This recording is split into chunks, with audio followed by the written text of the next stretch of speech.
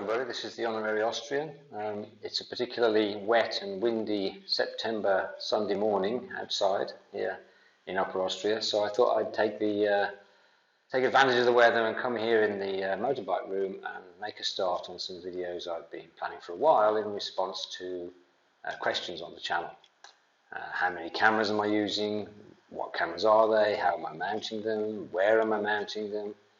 How am I getting those cool shots with where the camera seems to float in space up here in front of the motorbike looking back at me? And a lot of questions about how I go about recording the vocal content, separating that reasonably well from the engine noise and wind noise, and also including comments from fellow riders when I want to, two-way conversational recording. So all those questions and probably a lot more that I'll think about as I'm going along will be answered in this series of kind of motovlogging technical videos. And obviously I'll be answering those questions from my point of view, from the things that I've learned and the way I do it over the last, and what I've come to now do since 2 years of trying to perfect techniques. So hopefully that'll be of interest to some of you. First one's going to be about cameras, data storage and power. So the first thing I want to talk about is cameras, about data storage issues you might have, and powering the cameras, whether you use the internal batteries or how you decide to do that. Easiest, well, first of all, let's have a look at the cameras. I mean, I've got, this is an old Hero 4, which still works perfectly, excellent camera, I still use that. Another Hero 4 here, which I use at the back of the bike. I think you can probably only get those now as reconditioned units on eBay or something like that. Then I've got the Hero Session. This was a wonderful little camera, and I use this on the helmet over here, which I'll show you the mounting on that later on, mainly because it's so small, so that's really good. Again, I think it's discontinued, so you can only get that as a refurbished unit.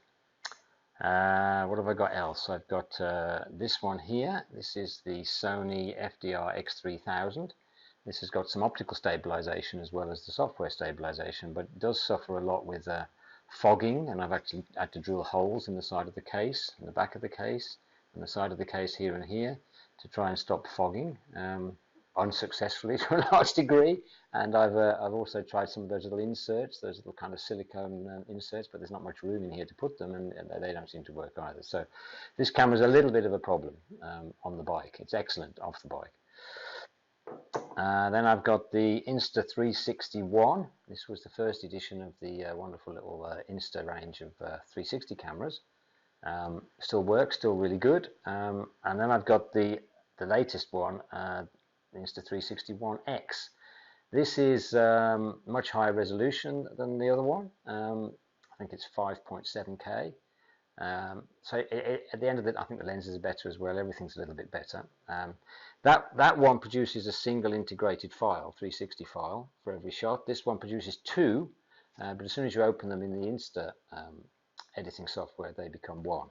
Having said that, the Insta editing software is very flaky, and if you're going to use it, which I do, it takes a bit of patience and a bit of practice, because it does things in an atypical way. It's not logical. And it crashes occasionally, but it will generate some good stuff. So I use that to do some of those cool camera switching moves, which I can talk about a bit later on. So you can use any of these cameras; they're all good. They all suffer from the same drawbacks.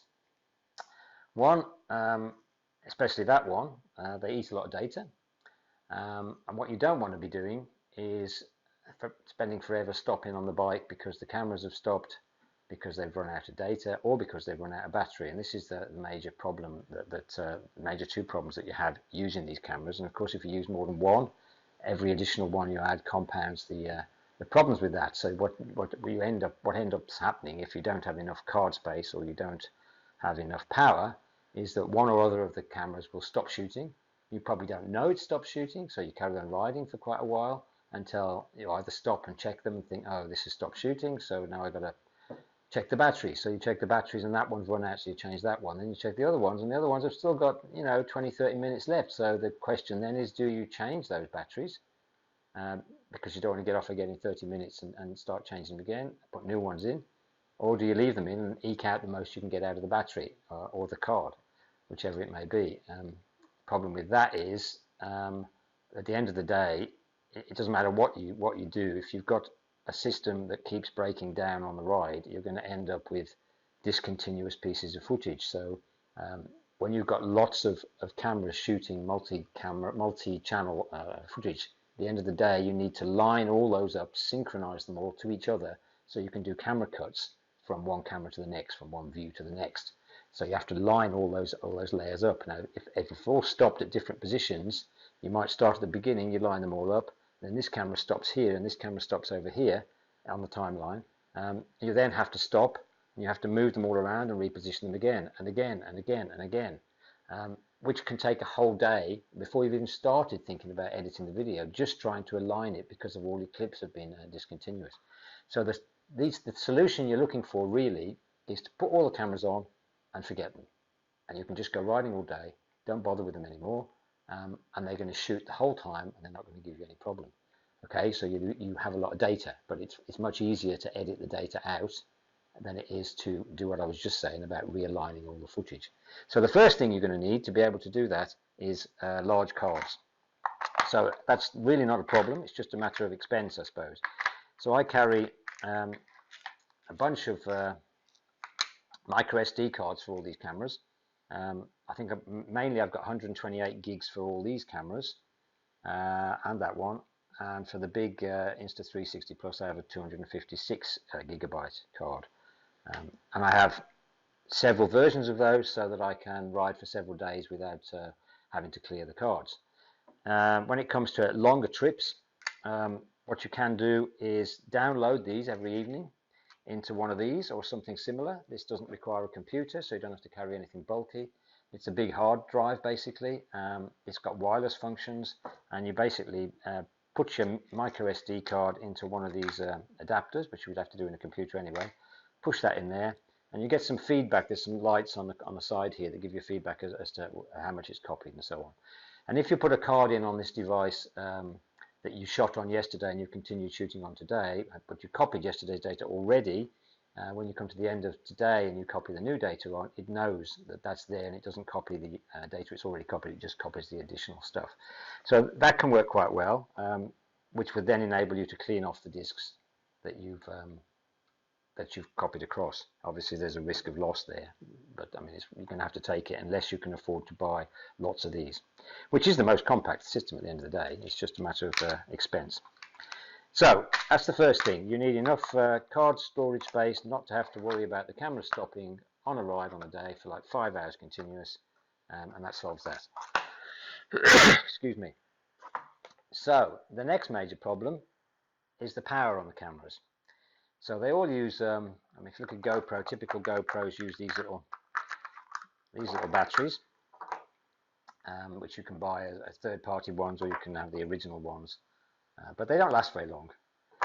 They don't last very long at all, actually. So it's a pain, and at the end of the day, as I say, you're stopping. You've got discontinuous footage. You've got to get off the bike. You've got to change them, which means you've got to open the case, open the camera, blah blah blah.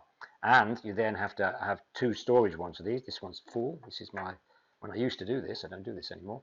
I used to have one little tub for the full ones, the ones that have got the power still in, and another little tub that I'd transfer the empty ones to. So when I got home or into the hotel in the evening, I'd know which ones need charging.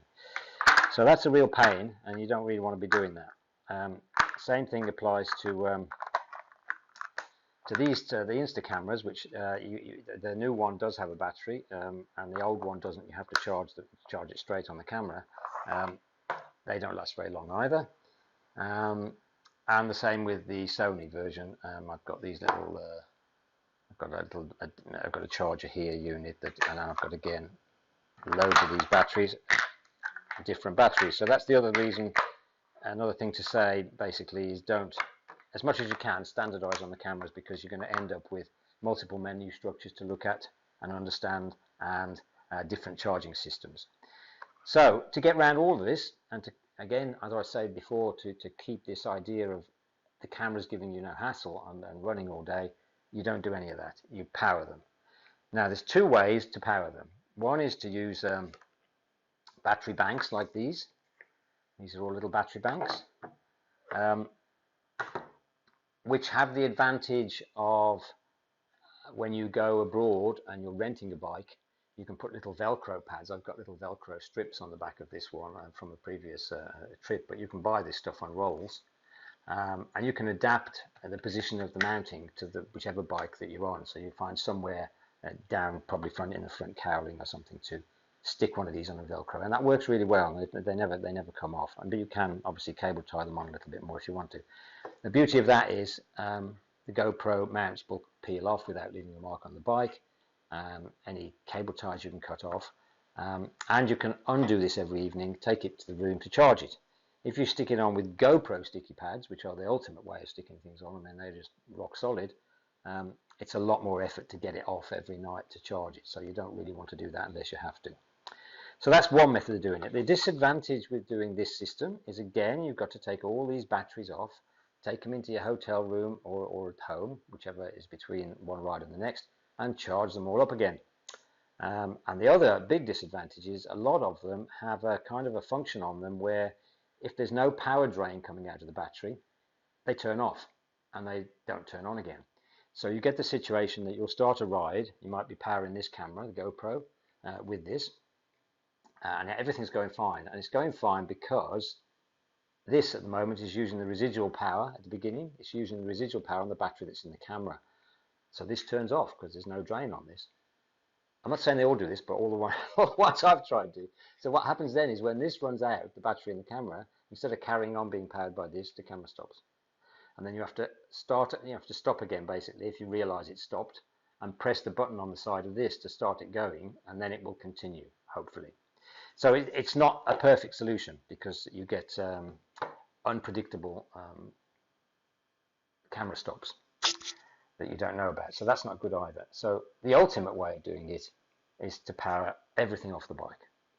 So as I say, when you go abroad, you can't really do that because most bikes have probably only one 12-volt socket, maybe two if you're lucky, and you can get little USB adapters for those. The skinny ones for the BMW type and the car type ones for some of the other bikes like the Suzuki V-Stroms and so on. They have the bigger car type 12-volt sockets, but that's only going to give you two cameras. We've got 5 here, and also a mobile phone which I use for the sat-nav that needs to be powered too. So this is where these come in. You can use these abroad to expand your USB capability to keep all these things charged. When you're on your own bike, it's a different story. You can wire up your own bike and add in multiple extra USB ports. So I've got 6 on mine. I've got the 2 that plug into the 12-volt socket that came with the bike. That's on a little adapter. I've put another aftermarket 2 USB socket on the bike on the front, and another one under the saddle. So I can power everything, and it also means that I can wire in all the USB cables, cable tie them neatly, and forget about them. They're just there waiting to be used. That's the ultimate solution. And you might say, okay, well, isn't that a lot of drain on the battery? Well, when you think that the Tiger that I ride has heated seats, heated grips, independently heated front and rear seats, etc., that's going to consume far more power if those were on than all these cameras put together. So it's really not a problem. You need to make sure that you fuse the connections when you add the extra USB sockets. So that solves all the cameras that are mounted on the bike. And then we come to an additional problem, the camera that's mounted on the helmet. Now, as I said, I use the little session on the helmet because it's so small, and you're swinging around with this mount on. It's less distance out here than other ones. You get less problem with it kind of catching on your clothes, on your shoulder when you turn your head, and you really don't notice it. So I mount this on here, and I tend to mount it by putting the camera into the mount. I don't tend to take the mount off the helmet. The reason for that is these little, which we all know about with GoPros, these little pinch slide-in devices that you get to start off your mounting position with whatever else you're going to put on here. They're very brittle. They make them out of the wrong plastic, and you use them a certain number of times and they snap. So to avoid that, I don't ever take this off now. I've mounted it on in the position I want. If I'm going to take this whole assembly off because I'm riding without the cameras, I would unscrew here, take the whole thing off. Yeah, I basically pull this out,